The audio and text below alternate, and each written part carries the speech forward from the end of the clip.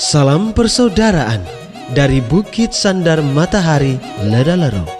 Kami menyapamu semua dalam senandung ucap salam dalam Sang Sabda.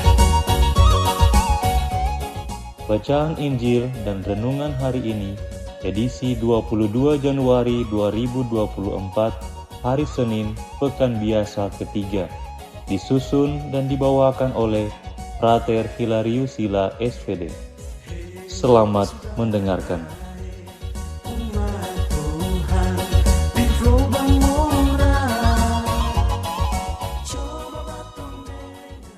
Bacaan diambil dari Injil Markus bab 3 ayat 22 sampai 30.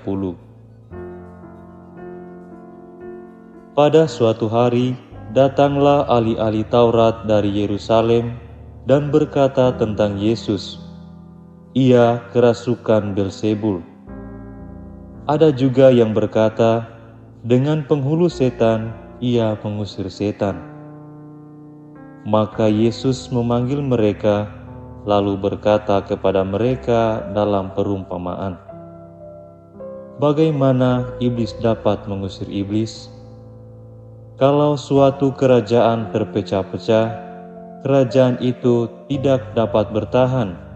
Dan jika suatu rumah tangga terpecah-pecah, rumah tangga itu tidak dapat bertahan. Demikianlah juga kalau iblis berontak melawan dirinya sendiri, kalau ia terbagi-bagi, ia tidak dapat bertahan, malahan sudahlah tamatlah riwayatnya. Camkanlah, tidak seorang pun dapat memasuki rumah seorang yang kuat untuk merampas harta bendanya, kecuali kalau ia mengikat lebih dahulu orang kuat itu. Lalu barulah ia dapat merampok rumah itu. Aku berkata kepadamu, sungguh semua dosa dan hujat anak-anak manusia akan diampuni, ya, semua hujat yang mereka ucapkan. Tetapi apabila seorang menghujat Roh Kudus, ia tidak mendapat ampun untuk selama-lamanya, sebab dosa yang dilakukannya adalah dosa kekal. Yesus berkata demikian karena mereka bilang bahwa ia kerasukan roh jahat. Demikianlah sabda Tuhan, terpujilah Kristus.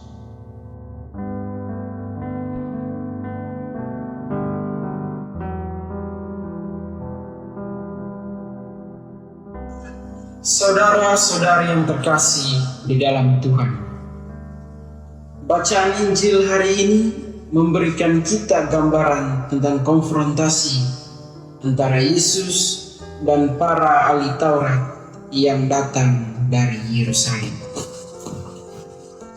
Mereka mencoba mencemarkan nama baik Yesus dengan mengatakan bahwa ia kerasukan Beelzebul, penguasa setan. Namun, Yesus merespon dengan bijaksana, menggunakan perumpamaan untuk menjelaskan kontradiksi dari tuduhan mereka. Yesus menunjukkan bahwa jika ia benar-benar bekerja dengan kekuatan setan, itu berarti setan sedang melawan dirinya sendiri. Yesus menggunakan analogi kerajaan dan rumah tangga yang terpecah-pecah untuk menjelaskan bahwa ketidaksepakatan dan pertentangan dalam diri setan akan menyebabkan kehancuran.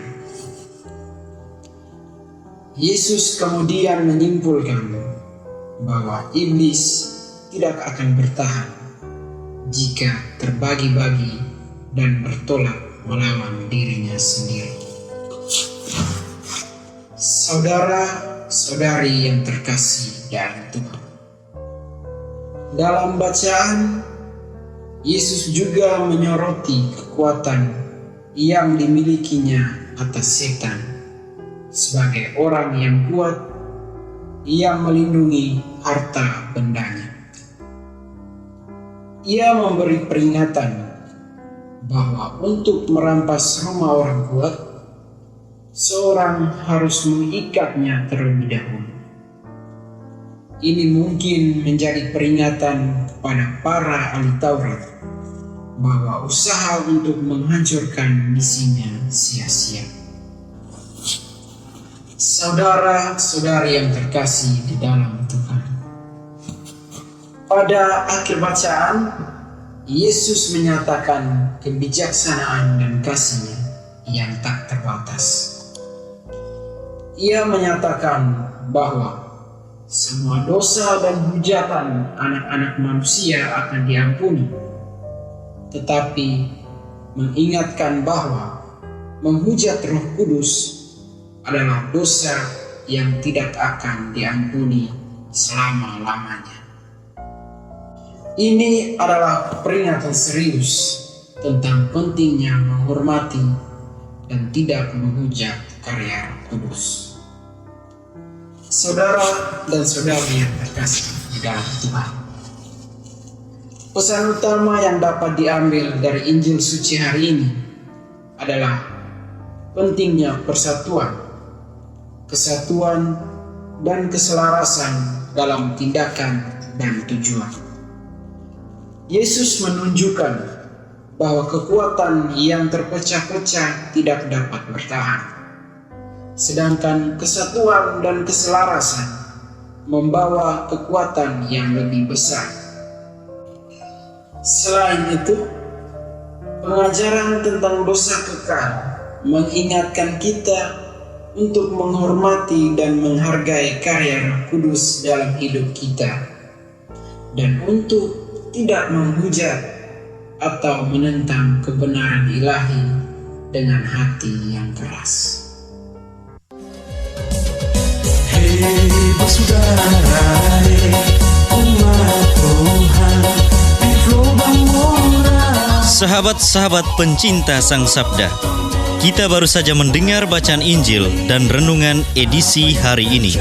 Sampai jumpa kembali pada edisi berikut. Terima kasih kepada Divisi Kerohanian website Seminari Tinggi Santo Paulus Ledalero. Semoga Sang Sabda menjiwai seluruh pengalaman hidup kita hari ini. Tuhan memberkati kita sekalian. Amin.